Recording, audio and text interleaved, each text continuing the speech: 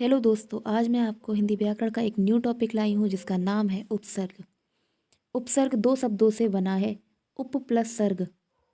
उप का अर्थ होता है समीप या निकट, जबकि सर्ग का अर्थ होता है सृष्टि करना। उपसर्ग को आदि प्रत्यय भी कहते हैं। पेपर में पूछ लिया जाता है कि आदि प्रत्यय किसे कहते हैं, तो आदि प्रत्यय उपसर्ग को कहते हैं। ये शब्द के पूर्व या आगे जोड़कर बनाया जाता है। जैसे हार के पहले प्रत्यय प्रा सॉरी हार के पहले प्रा उपसर्ग लगा देने पर प्रहार शब्द बनता है, अर्थात इसका अर्थ है मारना। कैसे बनेगा? हार है, हार के पहले मतलब कि प्रा प्लस हार के पहले। ठीक है, हार के पहले हम प्रा लगा देंगे तो ये हो जाएगा प्रहार। ठीक है। हिंदी भाषा में उपसर्ग तीन प्रकार के होते हैं। संस्कृत के उपसर्ग जिसको हम तत्सम कहते हैं, हिंदी के उपसर्ग जिसको हम तद्भव कहते हैं, आगत उपसर्ग जिसे हम देशज भी कहते हैं, देशज विदेशज भी कहते हैं।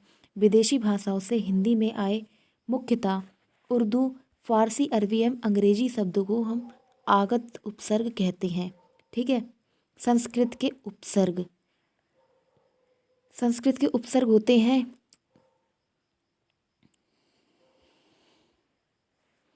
आ, अब, अप, अपि, उप, अधि, अति, अभि, सु, सम, नि, निर, निस, बि, दुस, प्रति, परि, प्रा, परा, अभि, अनु, दुर। तो इनको हमें अगर याद करना है तो हम कैसे याद करेंगे? ऐसे करके आ, अब याद करने की अच्छी ट्रिक है। जैसे मैंने जिस सीक्वेंस में लिखे आप इस सीक्वेंस में याद कर सकते हैं। जैसे कि आ, अब, अप, अपि, उप, अधि, अति, अभि, अनु। आ वाले हो गए। ठीक है। फिर सु, सम, निर, निर, नी, निर, निस, बि, दुस, दुर। ऐसे प्रति, परि, प्रा, परा। ये बहुत अच्छी ट्रिक है, जल्दी इससे याद हो जाएंगे और आपको फिर प्रॉब्लम नहीं होगी। इसका मतलब ये है, जैसे कि ये देखिए, आप ये सोच रहे हैं इसका मतलब क्या है, तो उसका मतलब ये है, ये उपसर्ग दिए हैं आ में क्या ऐड करें कि ये पूरा वाक्य बन जाए, तो आकार, राइट, आकार। ठीक है। ऐसे अब, अवरोध। ठीक है। ऐसे अपमान। ठीक, अपीदार या अपीकार कह सकते हैं। ठीक है। उपकार, राइट, अधिकार। ऐसे हम कर सकते हैं, ऐसे कि सुपूत, प्रतिकार या प्रतिक्रिया, परिमाप। ठीक है। ऐसे कर सकते हैं। इसमें आप उपसर्ग आगे लगता है तो इसके पीछे आप सेंटेंस को जोड़ सकते हैं। ठीक है। उदाहरण के लिए जैसे कि देखिए मैंने एक उदाहरण दिया भी है, जैसे मैं आपको बता रही थी अभी। आ से बनता है आदर, आचरण, आचार, आडंबर। ठीक है। संस्कृत में कुल 22 उपसर्ग होते हैं। चूंकि निस, निर तथा दुस और दुर में कोई अंतर नहीं होता, इसलिए संस्कृत में 20 उपसर्ग कहे जाते हैं। लेकिन जब पेपर में आता है कि संस्कृत में उपसर्ग कितने होते हैं, तो टोटल 22 उपसर्ग होते हैं। ठीक है। अगर पेपर में ये पूछा जाए तो आप ये बताएंगे कि 22 उपसर्ग होते हैं। ठीक है। हिंदी के उपसर्ग, अब हमारे संस्कृत के उपसर्ग हो गए, अब हम आते हैं हिंदी के उपसर्ग में।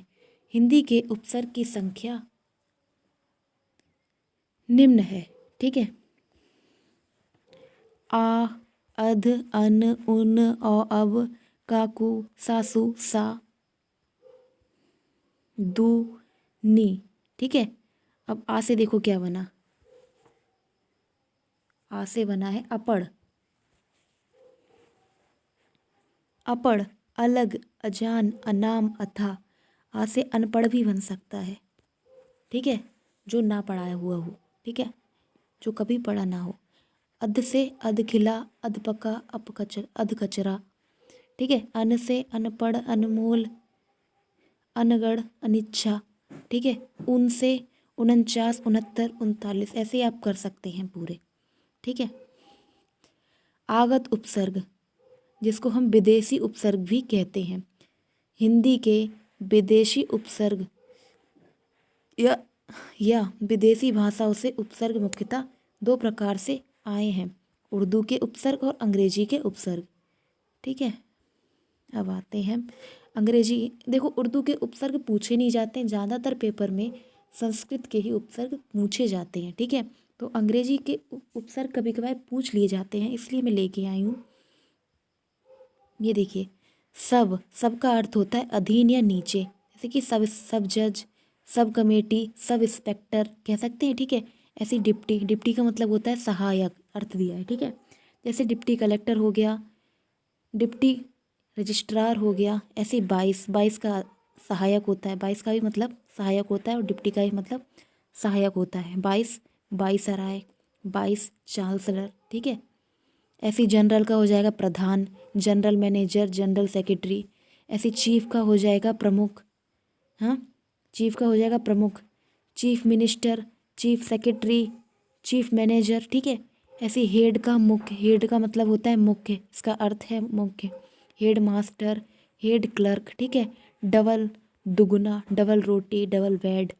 ठीक, ऐसे फुल का पूरा, full shirt, full proof, half का आधा, half shirt and half pant. ठीक है, ये हो गया उपसर्ग का वीडियो। कल मैं आपको उपसर्ग और प्रत्यय